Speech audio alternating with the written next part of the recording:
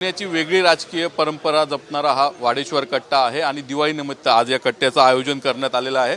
वाडेश्वर कट्टा सुरू झालेला आहे, आपण या ठिकाणी पाहू शकतो आणि पुण्याचे माजी पालकमंत्री चंद्रकांत दादा पाटील यांच्यासह सर्वच राजकीय पक्षांचे शहराध्यक्ष या ठिकाणी उपस्थित आहेत आणि त्यांचा दिवाळी फराळ किंवा नाश्ता सुरू झालेला आहे। सर्वात प्रथम आपण शरद पवार गटाचे शहराध्यक्ष प्रशांत जगताप त्यांच्याकडे जाऊयात। काय सांगाल दिवाळीचा फराळासाठी तुम्ही सर? पुण्यातला एक प्रमुख राजकीय आणि एक सामाजिक विचारांचा कट्टा आहे, त्याचं नाव आहे वाडेश्वर कट्टा। या वाडेश्वर कट्ट्याने सालाबादप्रमाणे यावर्षी सुद्धा आम्हाला दिवाळी फराळाला बोलवलं आहे। आज चंद्रकांत दादा आहेत, आमचे काँग्रेसचे अरविंद शिंदे आणि नाना भानगिरे, कुंभार साहेब ही सगळी मंडळी या ठिकाणी आलेली आहेत। हे करत असताना वर्षभर जे काय आमची रणधुमाळी चालते, ह्या रणधुमाळीमध्ये एकमेकांवर होणारे आरोप प्रत्यारोप, त्याचबरोबर काही ठिकाणी कमरेखालचे वार, ह्या सगळ्या गोष्टी संपुष्टात याव्यात, राजकीय सामाजिक सलोखा व्यवस्थित राहावा। पुण्याची राजकीय संस्कृती सामाजिक संस्कृती देशात वेगळी आहे। सर्व राजकीय पक्षांचे जे शहर प्रमुख इथं एकत्र आलेले आहेत। तिकडं शरद पवार गट, अजित पवार स्वतःही काल गोविंद बागेत एकत्र आलेले आहेत। होतील एकत्र ते? नाही, त्यांनी दोघांनी एकत्र यावे अशा प्रकारची ईश्वरचरणी माझी प्रार्थना नक्की आहे, कारण की साहेबांना दादांना आम्ही कधी वेगळं पाहिलं नाही, एकत्रच पाहिलं। त्याच्यामुळे ते भविष्यात किंवा आता लगेच एकत्रित आले तर त्याच्यासारखा दुग्ध शर्करा योग नाही, पण अर्थात शेवटी हा निर्णय आमच्यासारख्या कार्यकर्त्यांच्या हातात आहेत, पण ते निश्चित पुढच्या काळात तरी एकत्रित व्हावेत अशी मनोमन इच्छा आहे। कट्ट्याचे आयोजक आहेत अंकुश काकडे, ते देखील आपल्याबरोबर आहेत। अन्न तुम्ही वेळोवेळी हा कट्टा आयोजित करतात, दिवाळी निमित्त केलाय, काय सांगा? नाही, वाडेश्वर कट्टा मी, श्रीकांत शिरोळे, डॉक्टर सतीश देसाई आणि उज्ज्वल केसर आम्ही 4 जण वेगवेगळ्या पक्षातले आहोत, पण वेगवेगळ्या पक्षांमध्ये जरी असलं तरी पुण्याची संस्कृती ही एकत्र राहावी, चांगली ठेवावी, पुण्यातलं राजकीय वातावरण गढूळ होऊ नये याच्यासाठी आमचा प्रयत्न असतो। गेली 15 वर्ष या कट्ट्यावरती केवळ राजकीय नाही, ते इतर क्षेत्रातले देखील मंडळी आलेले आहेत। आतासुद्धा काय आगामी लोकसभेच्या निवडणुका तोंडावरती आहेत, ते वातावरण चांगलं राहावं त्याची सुरुवात आपण या पुण्यातून करावी यासाठी आम्ही केलं आहे। आणि मला आनंद आहे की आमचं ह्या कट्ट्याचं अनुकरण महाराष्ट्रामध्ये अनेक ठिकाणी केलं जाते। चंद्रकांत दादा पाटील देखील या कट्ट्यावरती उपस्थित राहिलेले आहेत, आपण दादांकडे देखील जाऊयात। दादा, तुम्ही जाईल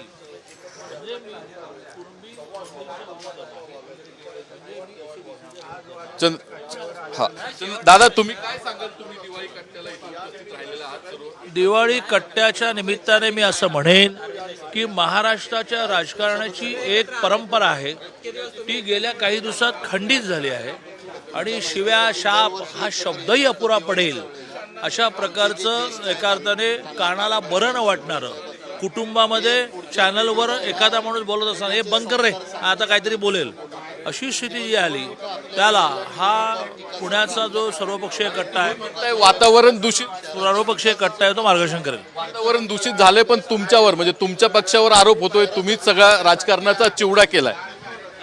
असं आहे की शेवटी कोणी सुरुवात केली हे पण पाहणं आवश्यक आहे आणि त्यामुळे मला असं वाटतं की सुरुवात ज्याने केली त्यांना हा प्रश्न उपस्थित करण्याचा अधिकारच नाही। मराठा आरक्षणाचा मुद्दा गाजलेला आहे। मी सर्वच घटनांना साक्षी असतो। 2019ला मी महिनाभर प्रयत्न करत होतो जबाबदारी दिल्यामुळे, पण उद्धवजींनी साधी भेट पण दिली नाही। शेवटी आमचं म्हणणं असं होतं की आम्ही जर तुम्हाला दगा दिला तर कुठल्याच पक्षाबरोबर न जाता, म्हणजे प्रामुख्याने काँग्रेस राष्ट्रवादीवर न जाता स्वतंत्र राहण्याचं मान्य केलं असतं तर महाराष्ट्रामध्ये सरकार कोणाचंच फॉर्म झालं नसतं, हँग झाली असती असेंब्ली, पण तुमची एक शान वाढली असते किंवा तुम्हाला त्रास दिला पण तुम्ही तत्त्व नाही सोडलं, तुम्ही पहिलं सोडलं। मग शेवटी राजकीय पक्षामध्ये टिट फॉर टॅट ज्याला म्हणतो, उद्धव ठाकरेंवरती तुमचा आक्षेप आहे, त्यांनी सगळ्याची सुरुवात। उद्धवजींवर आक्षेप आहे, पवार साहेबांवर आक्षेप आहे। आज ही स्थिती जी तुमच्या पक्षांची झाली की तुम्ही दोघांनी ओढवून घेतलेली परिस्थिती आहे। मी अतिशय नम्रपणे म्हणेन, उद्धवजी माझे अतिशय चांगले मित्र आहेत, पवार साहेबांच्या बद्दल माझ्या मनात श्रद्धा आहे, पण मला तेच बोला पण व्यवस्थित बोला। पवार साहेबांच्या संदर्भातलं काहीतरी पुस्तक वाचत होतात, पुस्तक वाचून समजतील शरद पवार? पुस्तक वाचून शरद पवार समजतील? नाही, पवार मला पुस्तक वाचण्याच्या आधीच समजले। विशेषतः स्वर्गीय प्रमोद महाजनांनी मला पवार खूप चांगले समजावून सांगितले। ते म्हणाले की हा माणूस असा आहे की जो दर 3 महिने अजेंडा लिहून काढतो आणि सगळ्यांना बरोबर घेऊन तो अजेंडा पूर्ण करतो. तुम्हीही राजकारणामध्ये अजेंडाशिवाय काम केलं तर भरकटलेलं राहाल. असे पवारांचे अनेक गुणही आहेत. म्हणून मग ते आमचे राजकीय शत्रू नाहीत का, तर राजकीय शत्रू आहेतच. पण राजकीय शत्रुत्व वेगळं आणि त्यांच्या गुणांना ॲप्रिसिएट करणं, प्रशंसा करणं, स्तुती करणं वेगळं. ती गुणांची प्रशंसा ही करणं ही राजकीय प्रगल्भता आहे असं माझं मत आहे. शरद पवारांचा विषय निघलाय. नामदेव जाधव आहेत, ते स्वतःला लेखक सांगतात. त्यांनी आक्षेप घेतलाय. त्यांचं म्हणणं आहे पवार ओबीसी आहेत. त्यांचा एक दाखला त्यांनी दिला, त्यात जातीचा उल्लेख ओबीसी आहे. नाही, मला त्यातले टेक्निकल डिटेल्स माहिती नाहीत किंवा असं ओबीसी सर्टिफिकेट त्यांना कसं मिळालं, म्हणजे त्यातलं काय खरं काय खोटं माहिती नसताना काही बोलणं हे बरोबर नाही. मनोज जरांगेंचं आंदोलन सुरू आहे. त्या पूर्ण परिसरामध्ये दिवाळी साजरी झालेली नाही. त्यांनी देखील दिवाळी साजरी झालेली नाही. मराठा आरक्षण मिळत नाही तोपर्यंत दिवाळी साजरी करणार नाही असं त्यांनी म्हटलंय. तुम्ही या ठिकाणी दिवाळी साजरी करताल, काय सांगा? प्रत्येकाचं आपलं आपलं एक चिंतन असतं आणि आपली आपली एक कार्यपद्धती असते. परंतु मी चळवळीतला कार्यकर्ता आहे. वयाच्या 15व्या वर्षी मी विद्यार्थी परिषद जॉईन केली आणि त्यानंतर 20 वर्ष विद्यार्थी परिषदेत काम केलं. नंतर मग संघाचा कार्यकर्ता झालो, भारतीय जनता पार्टीचा झालो, आसामपासून काश्मीरपासून अनेक आंदोलनामध्ये सहभागी झालो. चळवळीमध्ये टोकाची भूमिका घेण्याने आपण चळवळीचं, विषयाचं, चळवळीतल्या माणसांचं नुकसान करतो आणि त्यामुळे त्या वेळेला किती पुढे जायचं, किती मागे जायचं ठरलं पाहिजे. दुसरं, काय काय मिळवणार आहोत याचा पण अंदाज घेतला पाहिजे. 3.5 कोटी मराठा समाज आहे, 3.5 कोटी ओबीसी समाज आहे, 12.5 कोटीपैकी 7 कोटी समाज आज एकमेकाच्या डायरेक्ट आणि नुसते नेते नाही, माणूस आणि माणूस घराघरामध्ये ओबीसीच्या बद्दल मराठा बोलणार, मराठ्यांच्या बद्दल ओबीसी म्हणणार. ही स्थिती, ही संतांनी जी सामाजिक वीण विणली ती वीण विस्कटणारी आहे. कधी आरक्षण दिन सरकार 24 डिसेंबरची डेडलाईन पाळेल? नाही, मुळात 24 डिसेंबरपर्यंत थांबण्याचीच आवश्यकता नाही. कुणबी नोंदी ज्यांच्या सापडत आहेत त्यांना कुणबी दाखले वेगाने मिळायला सुरुवात झाली, खूप वेगाने मिळायला सुरुवात झाली. मुळात अख्ख्या मराठवाड्यामध्ये काही वर्षांमध्ये 80 कुणबी दाखले निघाले होते, 80, कारण नोंदी सापडत नव्हत्या. शिंदे, निवृत्त न्यायाधीश शिंदे अपॉइंट केल्यापासून ह्या नोंदी मोठ्या प्रमाणात सापडायला लागल्या, कारण ते बिचारे खूप मेहनत घेतात. त्याच्यातून लाखो लोकांना कुणबी दाखला मिळेल. याच्यात मेजर सोल्युशन आहे. सरसकट कुणबी करणं हे सरकार काय लोकांना आवडणारी गोष्ट करण्यामध्ये माहीर असतं. त्यांनी डिक्लेअर केलं की सरसकट मराठा कुणबी टिकणार नाही कोर्टामध्ये, आणि त्यामुळे जे आरक्षण विचारपूर्वक दिलं तेही 14ला टिकलं नाही. राणे समितीचं प्रचंड मेहनत घेऊन देवेंद्रजीने दिलं, ते हायकोर्टात टिकलं पण सुप्रीम कोर्टात टिकलं नाही.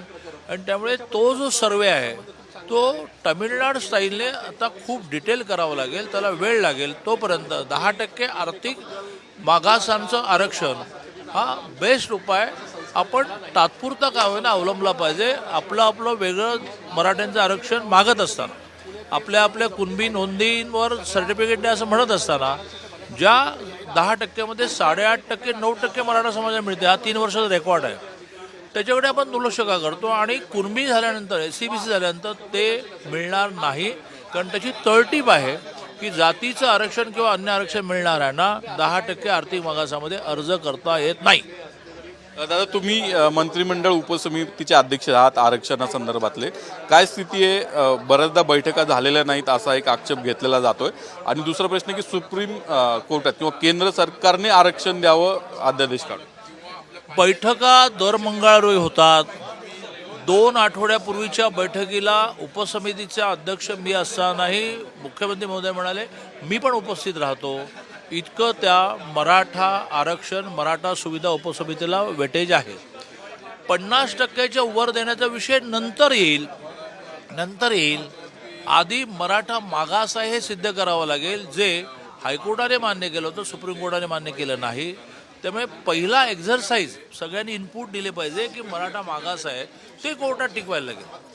जर समजा सुप्रीम कोर्टाने मराठा मागास आहे पण 50च्या वर देता येत नाही असं म्हटलं असतं तर 50च्या वर वाढवण्याचा मुद्दा येतो, तो लांब आहे मुद्दा, त्याच्यासाठी करू प्रयत्न.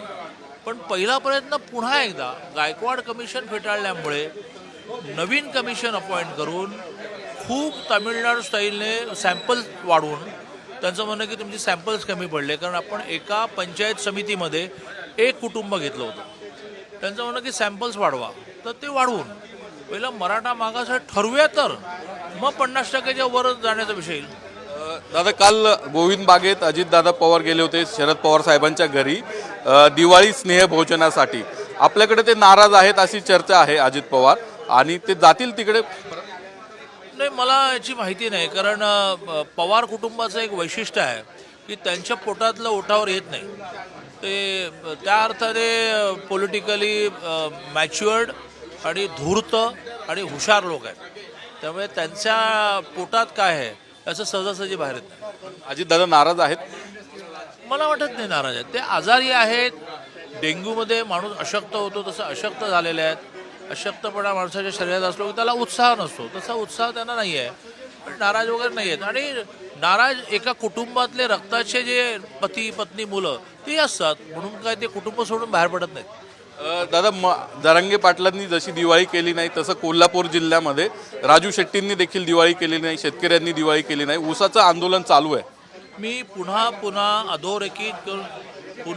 अधोरेखित करून म्हणेन की चळवळीमध्ये 2 पावलं पुढे जायचं असतं, 1 पाऊल मागे यायचं असतं. अशा प्रकारची टोकाची आंदोलनं करण्यातून आपण कटुता निर्माण करतो, आणि सगळ्यात महत्त्वाचं म्हणजे चळवळीमध्ये असणाऱ्यांचं नुकसान करतो. ऊस दराचा प्रश्न सुटेल? ऊस दराचा प्रश्न सुद्धा चर्चेनेच संपला पाहिजे. हिंसाचाराने प्रश्न सोडवण्याची पद्धत का समाजामध्ये सुरू झाली आहे मला कळत नाही. मराठा समाजाला आरक्षण मिळायला पाहिजे तर मिळालंच पाहिजे, म्हणून ST बसेस जाळणं हे कुठून काढलं हे मला कळत नाही. काँग्रेसचे शहराध्यक्ष अरविंद शिंदे आहेत. शिंदे साहेब, तुम्ही आक्रमक भूमिका नेहमीच असते. आता सर्व पक्षीय तुम्ही एकत्र आलेला आहात दिवाळी फराळाच्या निमित्तानं.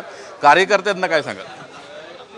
कशा संदर्भात कार्यकर्त्यांना सांग? तुम्ही सगळे एकत्र आलेला आहात, तर पुण्याची संस्कृती कार्यकर्त्यांनाही माहिती आहे की दिवाळीमध्ये एकत्र येतो आपण सगळं. आपण ह्याचं अनुकरण ज्या वेळेला निवडणुका येतात त्यावेळेला आपण विरोधात असतो, पण अशा वेळेला एकत्र असलं पाहिजे. आणि मी आपल्या माध्यमातून मी आज एवढी जिथं बसलेत त्या सर्वांना म्हणलं की दिवाळीच्या शुभेच्छा देताना मराठा समाजाला आरक्षण मिळेल एवढी विनंती करा. मराठा समाजाने 18 पकड जात संगत घेतली. इच्छाशक्ती असेल तर मिळणार, इच्छाशक्ती नसेल तर तुम्ही 100 कारणं देणार. पवारसाहेबांमध्ये इच्छाशक्ती होती, 24 मार्चचा GR निघाला. तुमच्यात इच्छाशक्ती असेल तर तुम्ही कराल. म्हणून आज मला फक्त एकच उदाहरण द्यायचं. राजे महाराजे, मग ते राजस्थानचे असेल, मध्य प्रदेश, महाराष्ट्र, आज त्यांच्या दारात हत्ती उभे आहेत का हो? पण सर्व मराठा समाज आज बलाबडाई आहे असं समजण्याचं कारण नाही ना. मराठा समाजामध्ये गरजवंतू मराठा खूप आहेत आणि त्यांना आरक्षणाची गरज आहे. म्हणून द्यायची नियत ठेवा, इच्छाशक्ती ठेवा, तुम्ही देऊ शकाल. अन्यथा कारण मराठा समाज त्याच्या हक्काचं मागतोय. ते बाकीच्यांनी जर मी दुसरं राजकारण हक्काचं मागतोय त्याला ते मिळालं पाहिजे. मग तुम्ही सर्वच पक्षी इथं एकत्रित आहात. ह्या दिवाळी फराळाच्या निमित्तानं एक ठराव कराल किंवा मान्यता द्याल मराठा आरक्षणासाठी सर्वांचा एकमुखाने पाठिंबा? परत तेच सांगितलं, आम्ही तेही करायला तयार आहे. पण ज्याला द्यायचं नसेल, नाही ते टिकलं पाहिजे, नाही ते आलं पाहिजे, नाही ते हे जे करणार आहेत त्यांची इच्छाशक्ती नाही याचा अर्थ स्पष्ट होतो. ज्याची इच्छाशक्ती असेल त्यांनी स्पष्ट एका वाक्यात म्हणलं पाहिजे मराठा समाजाला आरक्षण देतोय आणि 24 डिसेंबरला आम्ही ते देणार. पुण्यातली वेगळी राजकीय परंपरा मांडणारा हा वाडेश्वर कट्टा या ठिकाणी रंगल्याचं आपण पाहिलंय. वाडेश्वर कट्टा शेवटी येऊन ठेपला तो मराठा आरक्षणावरती. त्याचबरोबर राजू शेट्टी यांचं ऊसाचं आंदोलन जे आहे ते देखील संपेल. चर्चेतनं मार्ग काढला तर ऊस आंदोलनावर देखील तोडगा निघेल आणि मराठ्यांना आणि ऊस उत्पादक शेतकऱ्यांना देखील दिवाळी साजरा करता येईल असं या ठिकाणी सांगण्यात आलं. कॅमेरामन किरण काजळेचा नितीन पाटणकर, साम TV न्यूज, पुणे. देश विदेशातील प्रत्येक घडामोडींचे लाईव्ह अपडेट मिळवण्यासाठी आता साम टीव्हीच्या सर्व सोशल मीडिया प्लॅटफॉर्मला लाईक, फॉलो आणि सबस्क्राईब करा. तसंच सर्व नोटिफिकेशनसाठी बेल आयकॉन प्रेस करायला विसरू नका.